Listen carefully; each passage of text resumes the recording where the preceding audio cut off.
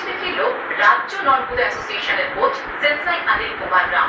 পাশাপাশি ন্যাশনাল নন-বুদো চ্যাম্পিয়নশিপেও ভালো ফল করল রাজ্য। দেরাদুনে হয়ে গেল ওয়ার্ল্ড নন-বুদো চ্যাম্পিয়নশিপ 2012, যেখানে ভারতের হয়ে প্রতিনিধিত্ব করতে দেখা গেল বাংলার সেন্সাই অনিল কুমারকে। পদক পেল বাংলার। ভালো লাগছে, ফার্স্ট টাইম ওয়ার্ল্ড চ্যাম্পিয়নশিপ খেললাম, তারপরে এত মানে টপ ছিল কিন্তু ওর মধ্যে থেকে সেকেন্ড হয়েছে, মানে খুব ভালো লাগলো। এর পাশাপাশি ন্যাশনাল নন-বুদো টুর্নামেন্টেও ভালো ফল করল বাংলা। সোনা রূপ মিলিয়ে 22টি পদক জিতে পদক তালিকায় শীর্ষে বাংলা।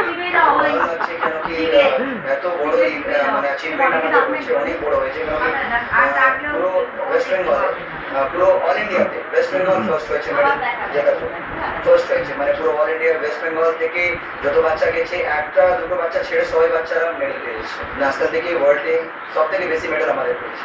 ওয়েস্ট বেঙ্গলকে best branch of the year আপনার অল ইন্ডিয়া পেয়েছে, পুরো অল ইন্ডিয়া হবে। পরিকাঠামোর অভাব থাকা সত্ত্বেও এত বড় সাফল্যের সভাপতি খুশি রাজ্য নন-বুদো ফেডারেশনের সদস্যরা। রাজ্যে আধুনিক ম্যাট বসিয়ে প্রশিক্ষণের ব্যবস্থা করতে উদ্যোগী হচ্ছে ওয়েস্ট বেঙ্গল ম্যাটের দরকার হচ্ছে। যেরকম আমরা এই ন্যাশনাল করাতে গেলে ম্যাটের প্রবলেম হয়, মানে এই ন্যাশনাল করাতে গেলে মিনিমাম 4টে অ্যারিনা করতে হয়।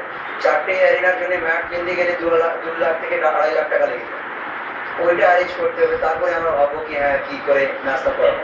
বড়সড় সাফল্যের ফলাফল স্বরূপ মিলতে চলেছে এবছরের ডিসেম্বর মাসে ন্যাশনাল টুর্নামেন্ট করার সুযোগ। যে টুর্নামেন্ট সাফল্যের সাথে আয়োজন করতে ওয়েস্ট বেঙ্গল নন-বুদো অ্যাসোসিয়েশন এখন থেকেই প্রস্তুতি শুরু করে দিয়েছে যোগ্যভাবে। এইবার আমরা ডিসেম্বরে ন্যাশনাল করার চিন্তা ভাবনা করছি। ওইখান থেকে আমাদের যে ইন্টারন্যাশনাল আমরা ফেডারেশনের যে জেনারেল সেক্রেটারি, ওনারা আমাদেরকে অফার করেছেন যে আমরা একটা ন্যাশনাল কলকাতায় করাবো।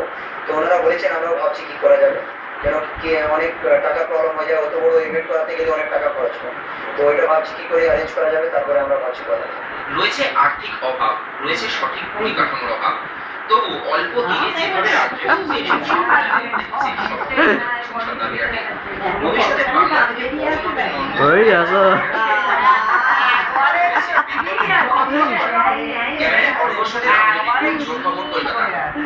জোর খবর আজ এ পর্যন্ত।